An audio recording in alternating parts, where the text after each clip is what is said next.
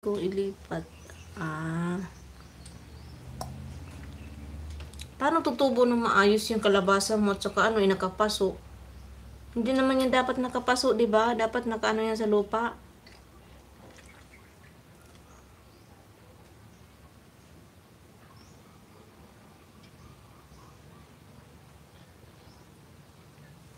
Dito sa amin, ginsan parang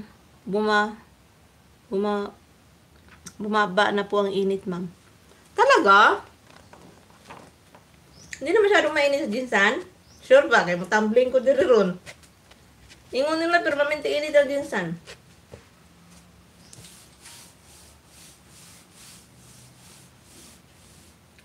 Depende sa lupa, nakapaso pero magandang tubo. Okay. Maganda yan kasi kung nasaan yung init, pwede mong ilipat. Pwede mong ilipat-lipat ba? So, parang ang hirap naman yan. Buti pa yung lugar mo dyan, malawak. Makapagtanim ka ng kahit ano.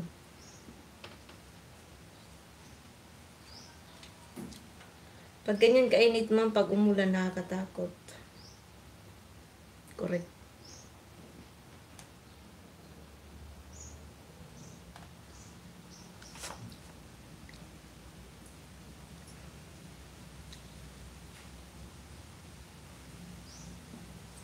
Ang lupa ako galing sa tambak ng pinabulok ko mga dahon.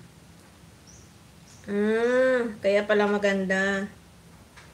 Tapos yung mga yung mga balat-balat ng prutas, mga ganyan. Mga pinag-anuhan ba sa kusina, fertilizer daw yan, lupit. Kaya pala.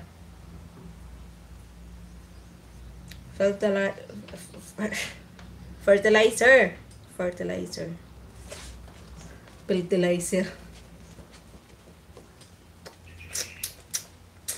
Uy, grabe, hindi na mapigilan ang init.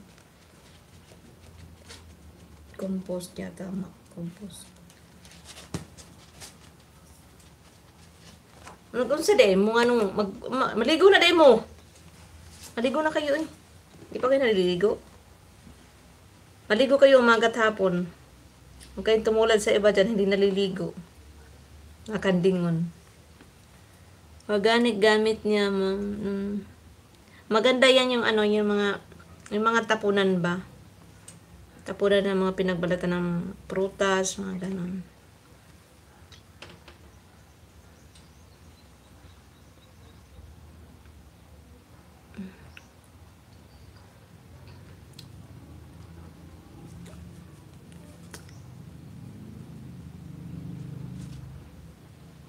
Kung magtanim ka ng okra, blupit.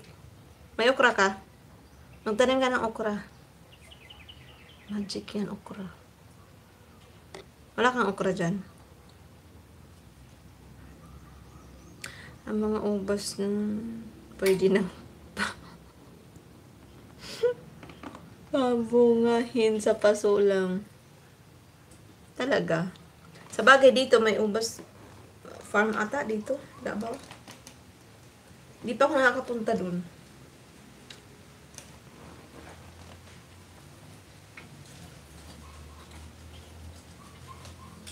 Meron dito mga farm ng ubas, grapes.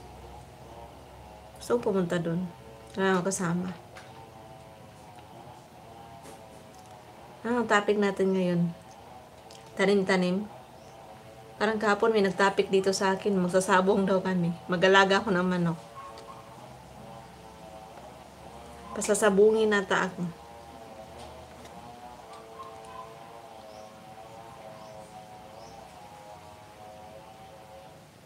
Nag-alaga ako ng manok na panabong.